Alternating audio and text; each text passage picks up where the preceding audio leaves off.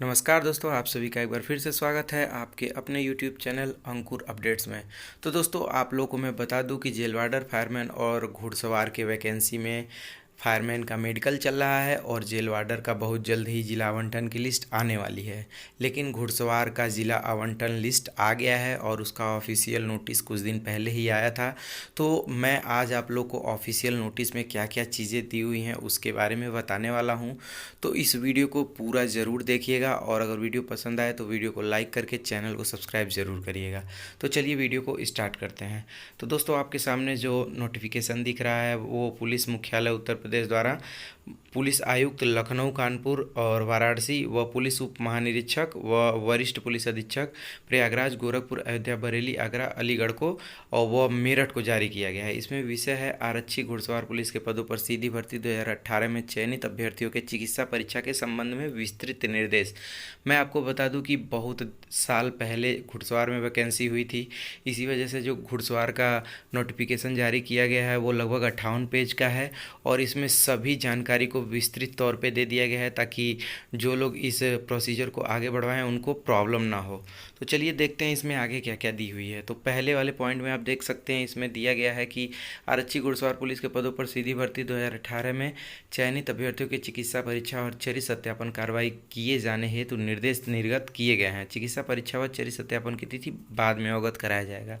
मतलब ये है कि जो आपका मेडिकल है और चरित्र सत्यापन है उसकी जो तिथि है, मतलब उसका जो डेट है वो बाद में बताया जाएगा, ऐसे ही ऑफिशियल नोटिस के द्वारा। और दूसरे में ये बताए हुए हैं कि किस प्रकार से चरित्र सत्यापन और नियुक्ति पत्र निर्गत किए जाने हेतु जनपद आवंटित कर दिया गया। मतलब मैं आपको बता दूं कि जितने भी बच्चे घुड़सवार के हैं उनको जिला आवंटन कर दिया गया है और उनकी पोस्टिंग किस जगह पे होनी है उसका लिस्ट भी इसमें लगा दिया गया है। तो उस लिस्ट को मैंने अलग से नोट कर लिया है। तो चलिए आपको उस लिस्ट को दिखाते हैं कि किस ज़िले की पोस्टिंग किस ज़िले में हुई है। तो दोस्तों, अलीगढ़, फरीदाबाद, जेपी नगर का पोस्टिंग आगरा में हुआ है। मतलब जो अलीगढ़ के और फरीदाबाद के और जेपी नगर के बच्चे हैं उनकी पोस्टिंग आगरा में हुई है। आजमगढ़ का वाराणसी में हुआ है। बागपत, एटा, फिरोजाबाद, गाजियाबाद, हापुड़ का अलीगढ़ में हुआ है। बलिया, गाजीपुर का गोरखपुर में हुआ है। बाराबंकी, इटावा, फर्रुखाबाद, हाथरस, झांसी, प्रयागराज, सीतापुर, टीकमगढ़ का कानपुर में हुआ है। बरेली, बस्ती, जौनपुर, कानपुर, लखीमपुर, पीलीभीत, सहारनपुर, सुल्तानपुर का लखनऊ में हुआ है। भोजपुर, मेरठ, मुरादाबाद, बिजनौर का बरेली में हुआ है। बुलंदशहर, गौतम बुद्ध नगर, मथुरा का मेरठ में हुआ है। देवरिया, मऊ का वाराणसी में हुआ है। फतेहपुर, रायबरेली, उन्नाव, वाराणसी का प्रयागराज में हुआ है। गोरखपुर का वाराणसी में हुआ है।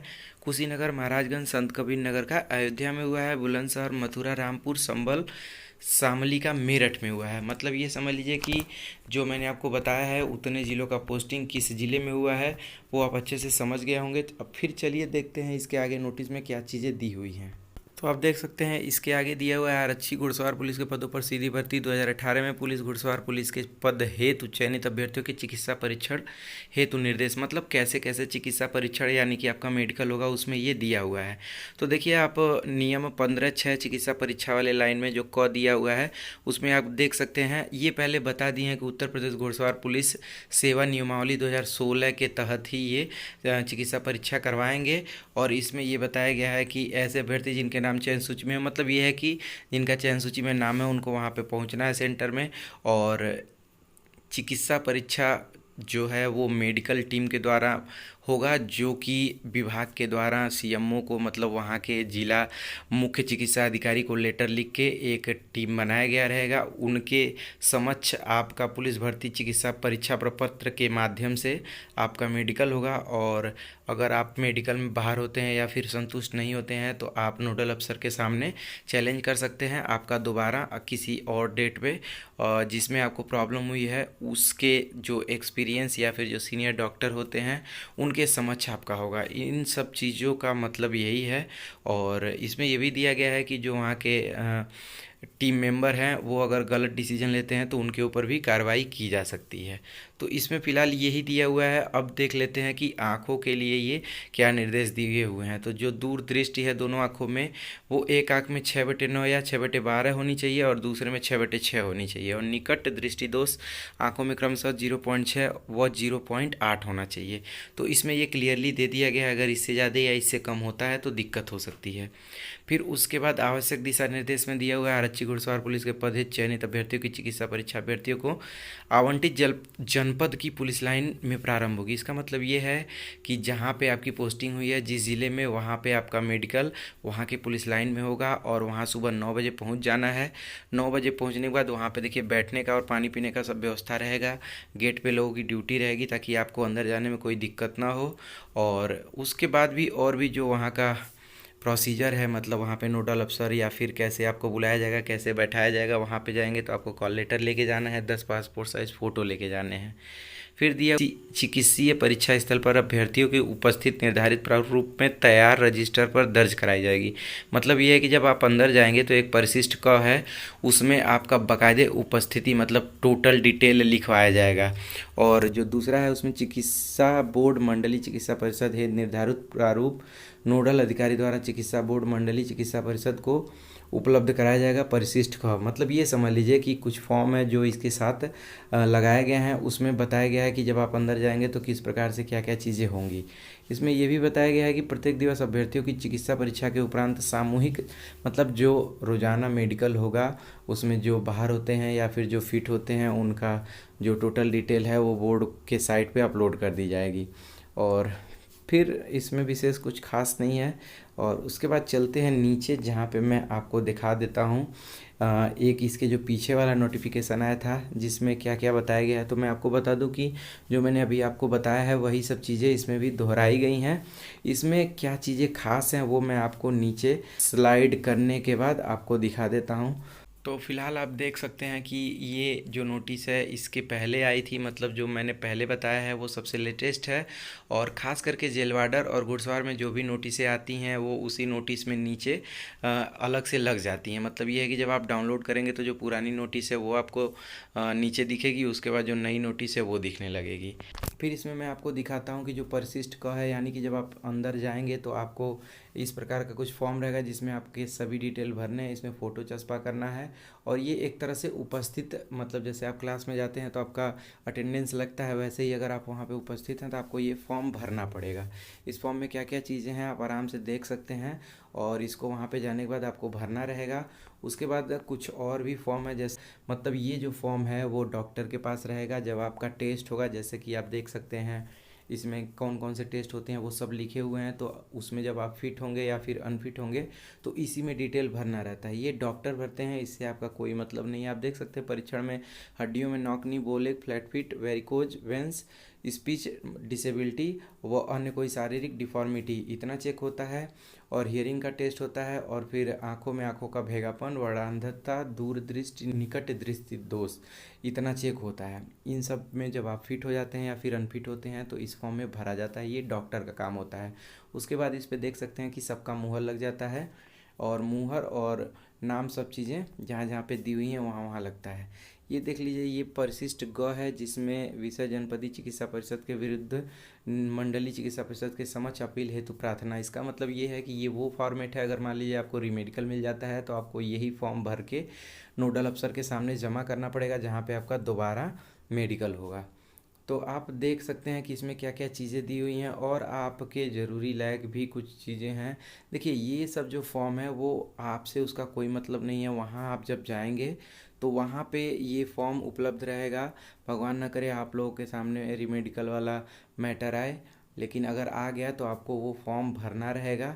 तो उस फॉर्म को आप वहाँ पे आराम से भर सकते हैं। इस वीडियो से आप देख सकते हैं कि फॉर्म भरने में क्या क्या चीज़ें डिटेल आपको देना पड़ेगा। इसमें एक चीज़ मैं आपको बता दूं कि आप मेडिकल में कौन कौन से डॉक्यूमेंट लेके जाएंगे, ये सबसे इम्पॉर्टेंट है। तो शैक्षिक योग्यता प्रमाण पत्र मतलब हाई स्कूल और इंटर का मार्कशीट, अंतिम शिक्षण संस्थान द्वारा निर्गत चरित्र प्रमाण पत्र। इसका मतलब ये है कि अगर आप 12th पास हैं तो 12th के स्कूल से चरित्र प्रमाण पत्र, और अगर आप मान लीजिए ग्रेजुएशन है तो आप ग्रेजुएशन के कॉलेज से चरित्र प्रमाण पत्र बनवा लीजिएगा। वो आपको निवास प्रमाण पत्र, मतलब जो ओरिजिनल निवास प्रमाण पत्र है जो कि आप फॉर्म भरते समय दिए थे, उसको भी लेके जाना है। और इन सब की दो दो फोटोकॉपी स्व हस्ताक्षरित, मतलब खुद साइन करके लेके जाना है। अगर आप ओबीसी, एससी या एसटी से आते हैं तो आपको आरक्षण संबंधी प्रमाण पत्र यानी कि जाति प्रमाण पत्र भी लेके जाने हैं और उसका फोटोकॉपी भी लेके जाना है।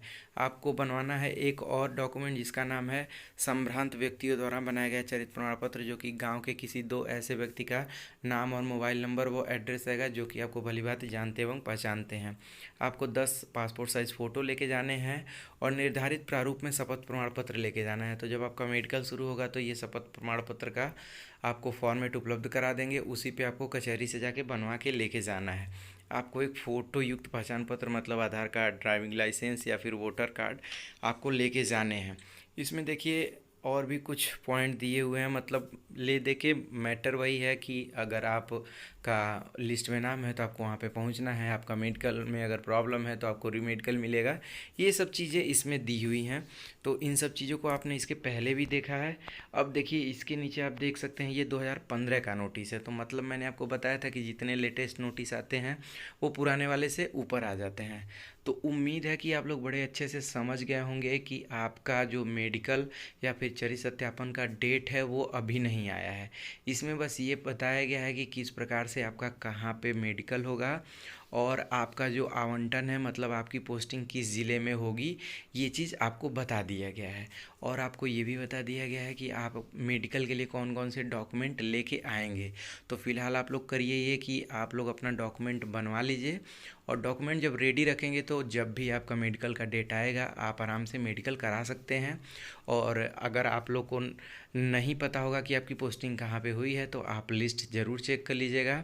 और ये ऑफिशियल नोटिफिकेशन है तो मैं सोचा कि इसको थोड़ा सा डिटेल में आपको बता दूं। अब मैं आपको बता दूं कि क्या जेल वार्डर का भी इसी बेस पे पोस्टिंग होगा। मतलब ये है कि जो घुड़सवार है उसमें भी बॉर्डर स्कीम है, मतलब आपका गृह जनपद और उसके बगल वाले जनपद में पोस्टिंग ना होकर किसी तीसरे जनपद में पोस्टिंग हुई।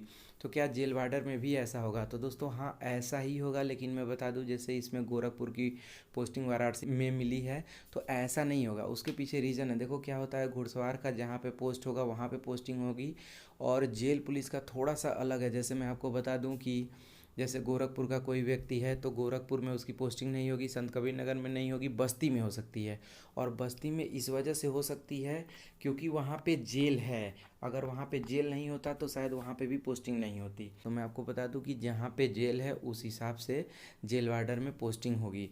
मतलब उनको ये भी देखना है कि बॉर्डर स्कीम भी फॉलो हो जाए और आपकी जो पोस्टिंग है वो भी हो जाए। तो आप बहुत अच्छे से समझ गए होंगे कि जेल वार्डर की पोस्टिंग किस बेस पे होगी। तो दोस्तों कमेंट करके ज़रूर बताइएगा कि वीडियो कैसा लगा। अगर वीडियो अच्छा लगा होगा तो वीडियो को लाइक करिएगा, दोस्तों तक शेयर करिएगा और चैनल को सब्सक्राइब करना ना भूलिएगा। तो चलिए मिलते हैं नेक्स्ट वीडियो में, तब तक के लिए जय हिंद, वंदे मातरम।